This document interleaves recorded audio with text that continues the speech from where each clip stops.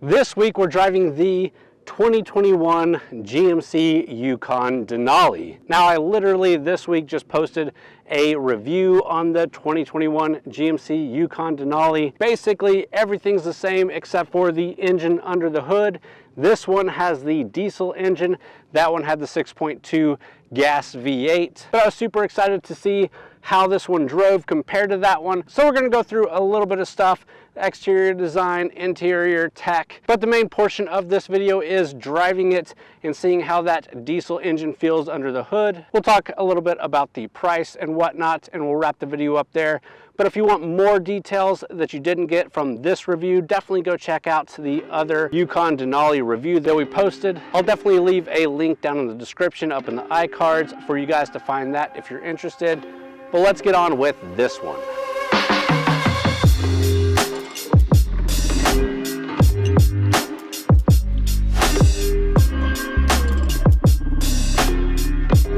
And I don't usually do this early on in the review, but if you enjoy car reviews, big SUV reviews, family vehicle reviews, please subscribe to the channel. That's what we do here. If you enjoy this video, please hit that thumbs up button and leave me a comment and let me know what you think about the Yukon Denali. All right, let's keep on going. All right, and let's start off by talking about the exterior design here.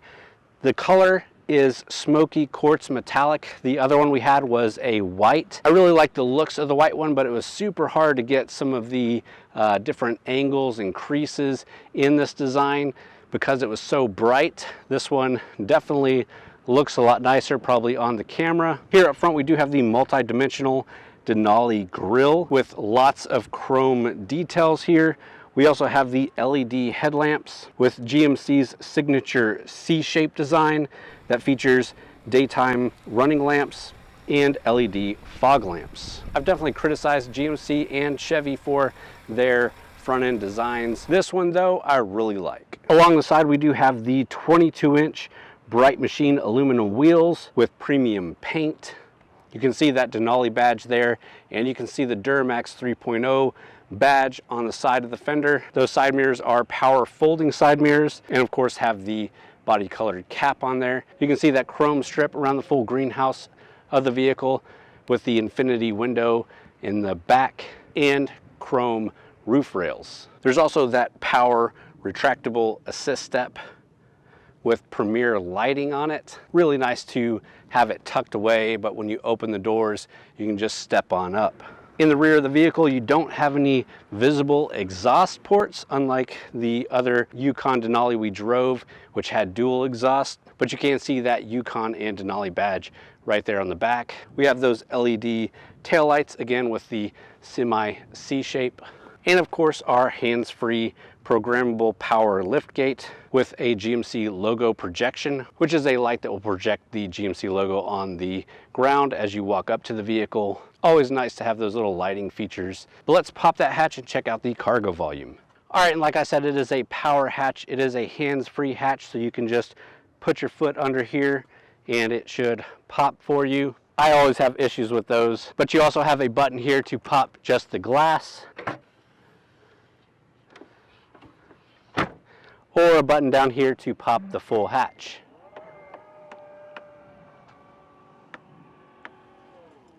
And with that, there is a good amount of cargo volume back here. This is not the XL, so it's not the extended length, but you do still have a good amount of space behind those rear seats. It is 25.2 cubic feet of cargo space. If you had the XL, you would get 41.5. We also get power folding seats for the third row and drop seats for the second row. And you get a 110 accessory plug back here. But again, this is a huge SUV. If you need to haul stuff as a family with an SUV, this is definitely one to look at.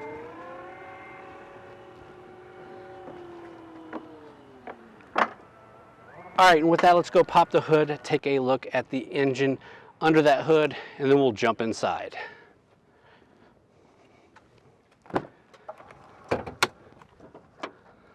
All right, so this is that 3-liter Duramax turbo diesel engine. It pushes 277 horsepower, 460 foot-pounds of torque. It's matched up to the same 10-speed automatic transmission that all the Yukons have. And again, I'll talk a little bit more about what I think about this exact engine in this vehicle in just a minute when I do the drive portion of this review. If you're looking at the other options, like I said, you have that 6.2 liter V8 engine, and that has 420 horsepower, 460 foot-pounds of torque. There's also a 5.3 liter V8 available in the lower trims, and that has 355 horsepower, 383 foot-pounds of torque. So torque-wise, this is going to be your best bet. Power-wise, the 6.2 V8 will be, but I think it depends on exactly what you're using the vehicle for. So let's get inside, take a look at the rear seats real quick, then we'll jump in the front, take a look at the interior, some of the tech in this thing, and then we'll take it for a drive and see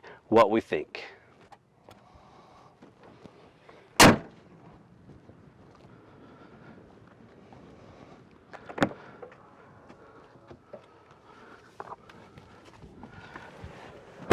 All right, so let's jump into those third row seats real quick. Not too bad for a 6'1" adult. And we talked about this in our other Yukon review, obviously, but these rear seats are really spacious, even for, again, a 6'1" adult. I have plenty of headroom, plenty of hip room, plenty of shoulder room. This is a 7-passenger configuration versus the 8-passenger, so this can be a bench seat here. But unless you need that extra seating room, I quite like the 7-seater configuration. Back here in the rear seats, you have USB-C hookups on both sides. You have little cup holders and little pads here for your armrest. Ow. There's also a button to drop that seat, a button that I never told the kids about, or they would drop it on each other. And it's pretty easy to fold it back up. But there's not too much else back here in these seats. Let's move up into the second row and check those out. All right, so here in the middle row, the second row seats, there is a lot more. Obviously, the materials and everything are nice here. You've got your own AC controls. You've got USB Type-C HDMI controls, and the HDMI controls are for these large screens. And these are dual 12.6-inch screens with a custom interface on them for entertaining the kids back here. You can also hook it up and watch movies, but there's no built-in DVD player or anything. The seats back here are also heated seats. And of course, we've got this panoramic moonroof here that comes all the way back to the second row. All right, let's keep moving. Let's jump into those front seats and check out the rest of the interior. All right, and this is the light shade perforated leather interior with teak interior decor. It's a cream and brown with this nice wood trimming. Overall, it looks really nice, but definitely not something that I would jump for straight away. A darker interior would be nicer for families. Light interiors are always a bit iffy with the kids. These seats do still get the unique fractal stitching, which is really cool looking. And these are authentic wood details. You have the pivoting wood door in the center cup holder, as well as covering up this, which is a wireless phone charger, which we'd have to turn on the car for. So it is a push button start here. Nice GMC logo on startup. And then there you can see that wireless charging, and of course wireless CarPlay, which is really cool. You have all your audio controls right here, and then all your AC and heat controls here. We've got heated and ventilated seats. This is USB Type-C port, a USB Type-A port, and an auxiliary charger here. Back here in the console, this is a great place to just rest your phone as well. Open it up and it's a decent size console. And you get that cool fractal stitching here on the console too. The display is a 10.2-inch premium infotainment system with navigation. And I think it is a really nice system. It's nice and responsive. You've got a lot of options here. I'm not going to dig into too many of those here, but one of the good things it does have is the full 360 camera, and it's a big, bright, nice display for it. You can zoom in on different areas. You can see the sides. You can see for towing, different options there, and of course the full 360 view. You can check out more about the rear media here. And obviously your Apple CarPlay, Android Auto, you got a Wi-Fi hotspot, you've got your own audio interface and your navigation system. Again, all really nice. Let's switch gears to switching gears. Of course, if you haven't seen it already, the gear shifter is a push button shifter. So you pull out to reverse, push in for neutral, pull out for drive, and push in for park there. That replaces the big stock that was here by the steering wheel and opens up the console as well. I'm completely fine with that.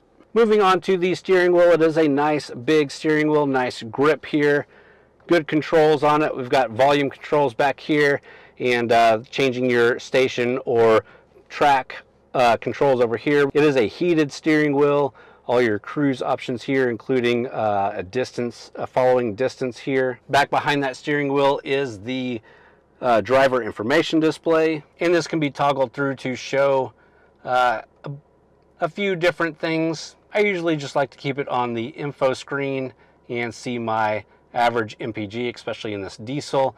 Obviously you see it's 19.8 is what we've averaged for our full week. We'll talk more about that as we drive this sucker. And then to the left of the steering wheel, you have a couple more buttons. These are for your head-up display. A couple more buttons here. This one is for your auto stop feature, your parking sensors, your lane keep assist, your traction control, and your electronic parking brake. This knob right here adjusts your ride height. It would also be your four-wheel drive settings if you had four-wheel drive. This one is not. And then of course your lighting and your trailering. So all that's really great, but let's throw the camera up on the windshield and take this thing for a drive.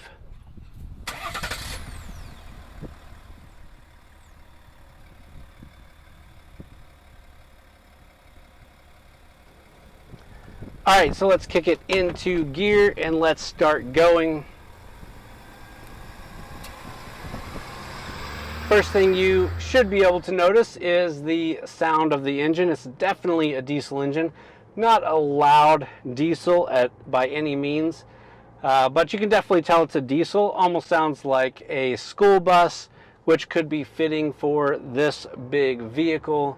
But power-wise, power's there, torque's there, get up and go is definitely there. If you need it, this thing will get up and go. We do have that head-up display up there, and it is a class-leading 15-inch head-up display. Nice, bright, colorful, nice contrast. If you like head-up displays, this is definitely one worth looking at. And it's a big thing that separates this vehicle from some of its competition, like the Ford Expedition, which doesn't do head-up displays. So we do have the four-corner air ride adaptive suspension in this vehicle. Gives it a really nice and comfortable ride, just like the previous Yukon Denali that we drove. And it does raise and lower itself. All really cool features, but at the end of the day, it's a smooth ride. And the last Denali we drove did have the all-new four-wheel drive system. This one does not have it. Doesn't matter too much. We don't really get to take these things off-road during our time with them. Although I know they are pretty capable. This is just the two-wheel drive, rear-wheel drive vehicle, and I'm completely okay with that for 99% of Texas weather. It's just fine. So one of the big things, one of the big reasons you might get that diesel under the hood is fuel economy. This is rated at 21 miles per gallon city, 27 miles per gallon highway. You already saw we've averaged about 19.6 miles to the gallon during our full week with it, almost 20 miles to the gallon. But you got to take into consideration that we're pushing this vehicle a little bit hard. We're letting it idle as we do some pictures and video of it. So I would take our particular fuel economy with a grain of salt. But compared to other vehicles that we drive regularly and just comparing the fuel economy that we get, I definitely could see you getting over 20 miles to a gallon in this thing. And that's pretty impressive for as big as it is and as heavy as it is. Those are really good numbers. And at the end of the day, that's really the only reason that you might get this engine over the 6.2 gas V8. You do have more torque, but the towing capacity isn't more than the gas engine. Really, you're just saving some on fuel economy, which can be a big deal to a lot of people. For me, I would prefer the gas V8 engine, and if I had the money to spend on buying this thing, I probably wouldn't care as much about fuel economy. This is an expensive vehicle, so let's pull back over and we'll talk about the price and a little bit about the competition and wrap this video up there. All right guys, so really quickly on the price, a base Yukon starts out at $50,700. The base Denali is $68,000. And this one here, the Denali with the diesel engine and a lot of bells and whistles, is just over $82,000. And the other one that we drove was just over $84,000, so this is just a bit cheaper. But the diesel engine is the base engine, and this isn't the four-wheel drive, this is just the two-wheel drive, so that makes up a little bit of the difference there. Competition-wise, obviously the other big SUVs from GM, the Suburban, the Tahoe, the Escalade, and then you have the offerings from Ford, the Expedition, or the Lincoln Navigator. And that's all that's really this big in this segment. There's a lot of other three-row luxury SUVs that you can look at, but nothing is quite this big. And like I said in the other video, if you're looking for a big family three-row SUV and you're trying to decide between the GMC, the Chevy, the Ford, test drive them. All of them are really great. I'm not going to pick one over the other. If you like Fords, get the Ford, be happy with the Ford. If you like GM, get one of the GM vehicles, be happy with the GM vehicle. They all have a little bit of unique stuff there, but they're all really great vehicles. With that, let's jump out and wrap this video up.